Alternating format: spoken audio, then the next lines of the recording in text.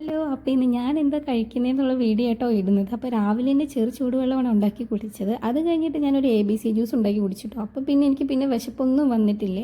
അത് കഴിഞ്ഞിട്ട് പിന്നെ മീനും പച്ചക്കറിയും എല്ലാം കൂടെ മേടിക്കാൻ പോയിട്ട് വീട്ടിലേക്ക് തിരിച്ചു വന്നു കേട്ടോ. വീട്ടിൽ തിരിച്ചു വന്നപ്പോൾ പിന്നെ വിശക്കാൻ തുടങ്ങി. അപ്പോഴാണ് ഞാൻ കണ്ടത് വീട്ടിൽ നിന്ന് കൊണ്ടുവന്നിട്ടുള്ള ഫാഷൻ ഫ്രൂട്ട് ഇവിടെ ഇരിക്കുന്നത്. കുറച്ചൊരു വാട്ട അതിൻ്റെ പുറത്തുണ്ടായിരുന്നു കേട്ടോ. പക്ഷേ ഉള്ളിന് ഒരു കുഴപ്പം പറ്റിയിട്ടില്ല തന്നെ. അതിൻ്റെ ഉള്ളിൽ നല്ലോണം തന്നെ ഇരിക്കുന്നുണ്ടായിരുന്നു. നല്ല ക്വാണ്ടിറ്റി ഉണ്ടായിരുന്നു കേട്ടോ അതിൻ്റെ ഉള്ളിൽ. പിന്നെ ഞാൻ വിചാരിച്ചു അത് വെച്ചിട്ട് ഇപ്പോൾ എന്താ ചെയ്യുക, ചേട്ടൻ വരുമ്പോഴത്തേനും ഒരു ജ്യൂസൊക്കെ അടിച്ചു കൊടുക്കാമെന്ന് വിചാരിച്ചേ. പിന്നെ ഇടയ്ക്ക് വിശന്നപ്പോൾ ഞാൻ ഇവിടെ ഉണ്ടായിരുന്ന മുറുക്കൊക്കെ എടുത്തങ്ങ് കഴിച്ചു കേട്ടോ. രാവിലെ ഒന്നും കഴിച്ചില്ലല്ലോ, അപ്പോൾ ഇടയ്ക്കിടയ്ക്ക് വിശപ്പ് വന്നു. പിന്നെ മീൻ വറുത്തു, പിന്നെ മീൻ കറിയെല്ലാം വെച്ചിട്ടുണ്ടായിരുന്നു.